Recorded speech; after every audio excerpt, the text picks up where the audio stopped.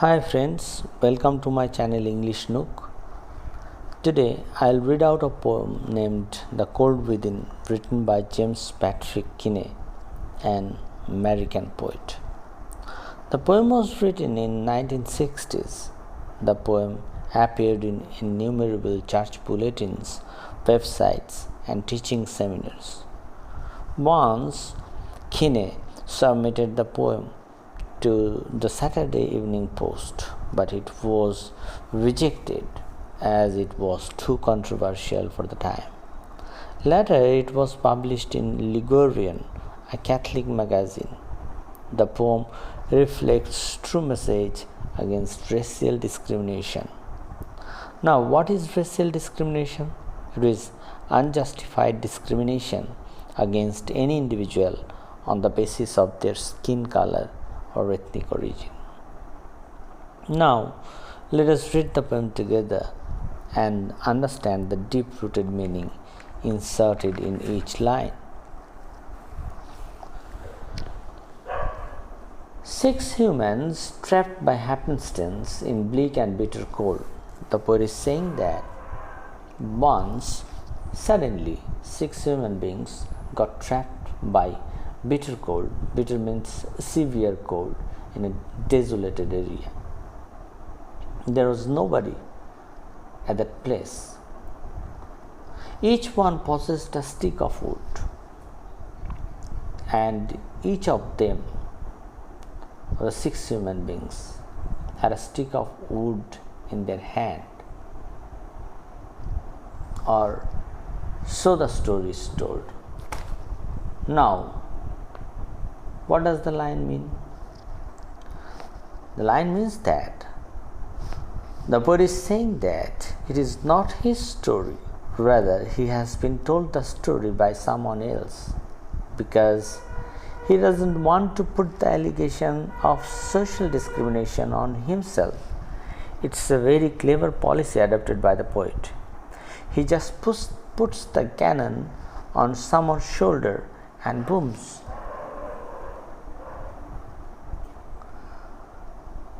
Now, what does the first stanza convey? The first stanza conveys a story of 6 persons who got trapped suddenly by severe cold and succumbed to death, and each one of them had a stick of wood in their hand, and it's a story that somebody told the poet. The dying fire in need of logs. The poet is saying that all the 6 persons were standing by the fire. They were just keeping themselves warm to save themselves from the severe cold.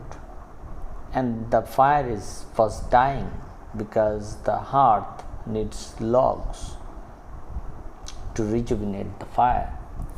The first man held his back, but instead of giving the stick of wood to the fire, the first man decided not to add his stick to the fire because for the faces round the fire he noticed one was black. The first man was a white-skinned British. He hates the black, he hates the Negroes, and that's the reason he didn't want to add his stick of wood to the fire.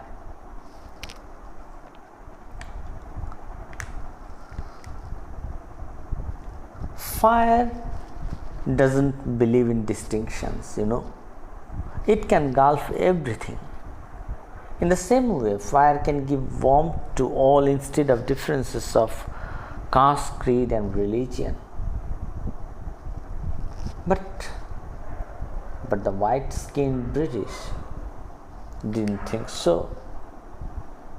He just kept to the prejudice and held his stick back. Now the next man, looking across the way, saw one not of his church. The second man just looked and found a man standing in the opposite direction who doesn't go to his church. It means that he doesn't follow the practice, religious practice of his own, and that's why he couldn't bring himself to give the fire his stick of birch. This is the example of bigotry, It means you do not believe my religious practice, and I shall not help you. If you follow, then I am always by you to help you. The third one sat in tattered clothes. The third one sat in tattered clothes. It means that the third one belongs to the poorer section. He is a poor person, poor guy. He gave his coat a hitch. He just pulled his coat with both of his hands to cover the frontal part of his chest to save himself from the severe cold, and says that why should his log be put to use to warm the idle breech? Right? That's what's a ridiculous logic given by the poor. Now we know that there is a feud between the rich and the poor. The poor always hate the rich always hate the poor, and that's the sarcastic attitude prevails in our contemporary society, and it's very sad to say that today it also exists in our society. Now that's the reason the poor just pulled the both ends of his coat to cover his chest to save himself from the cold, and said that I should not put to use my stick of log to warm the idle rich, because according to the poor, the rich are always idle people who just deceive the poor and enjoy the wealth. The rich man just sat back and thought of his wealth he had in store and how to keep what he had earned from the lazy, shiftless poor.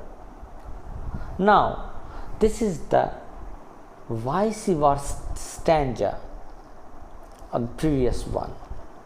In the previous stanza, we read out the story of the poor. Now, the same story repeated by the rich. He just did the same thing, sat back and thought of his wealth. He just sat back and thought that, oh, I have a tremendous treasure, and I have accumulated in my store, and I should not use my wealth from my treasure for the helpless poor, because the poor are always helpless. They're lazy too. According to the rich man, the poor are always lazy. They do not work much. They just lack strong resolution, and their guilt is that they belong to the poorer section. That's the silly reason given by the rich. The black man's face bespoke revenge. At the same time, the black man's face bespoke revenge. He says that this is the high time to take revenge against the white. As the fire passed from his side, for all he saw his stick of wood was a chance to spite the white. Now the black-skinned person He thinks that now this is the high time to take revenge against the white-skinned person, and I shall not use my stick of wood to warm the white-skinned British. Now the same thing, this is also an example of racial discrimination. Now comes the stanza of the last man. The last man of this forlorn group. Now read the two words, forlorn group. There is a juxtaposed words are used here. This is the finest example of antithesis, The 6 persons formed a group. The 6 persons formed a group. But the individual thought did not fulfill the criteria of group. This is the pathetic thing. This is the pathetic thing. The last man of this forlorn group did not accept for gain. He too just thought of profit. Giving only to those who gave was how he played the game. Now the last man's policy is that if someone gives me, and I shall give him too, or give her too. You give me, I shall give you. Is the giving, and he believes in giving and taking policy. He believes in giving and receiving policy. Now that's the game he is playing here. There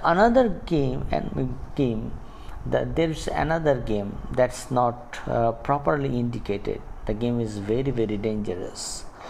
He thinks that when the 5 died from the cold, and I shall accumulate the 5 sticks and enhance my treasure too. This is a very, very dangerous game. He believes in sadism. Now what is sadism? Now feeling happy by giving pain to others. This is sadism. Their locks held tight in death's still hand. Now death is personified here. It means possessive case. The apostrophe s is used here. Their locks held tight in death's still hand. The last stanza indicates that the 6 persons died of cold, and they still had the sticks in their hand, and this is the proof of human sin, and this is the record of their crime that they did. They didn't die from the cold without, they died from the cold within. It means that the poet says that the title indicates the cold within, but the penultimate line of the poem says that they didn't die from the cold without. It means that the outside is very cold. Science, what does the science say? Science says that when our body temperature, generally our body temperature is 37 degrees Celsius or 98.6 degrees Fahrenheit. When our body temperature comes down, comes below 10 degrees Celsius, our body suffers from hypothermia, and we die because of hypothermia. The poet says that they did not die of the hypothermia. They died from the cold within. What is the cold within? Cold within means the burden of sin. The cold within means the superstitious belief. The cold within means the racial discrimination. The cold within means the bigotry belief. The cold within means the racism. That's the cold within. Now the poet is now the poem is, I think the poem is very clear to you. So the poem The Cold Within, written by James Patrick Kinney, conveys an ironical message. What's the ironical message? This racial discrimination. That's why it was rejected by the society, rejected by the upper section, because the malpractice prevailed at that time. But later, when it became popular, the poem was accepted and read out widely, and James Patrick Kinney became popular. So that's it, the poem says. Hope you all enjoyed the poem. If you like my explanation, subscribe to my channel, press to the notification bell so that you will get further notification. That's it for today. Thank you.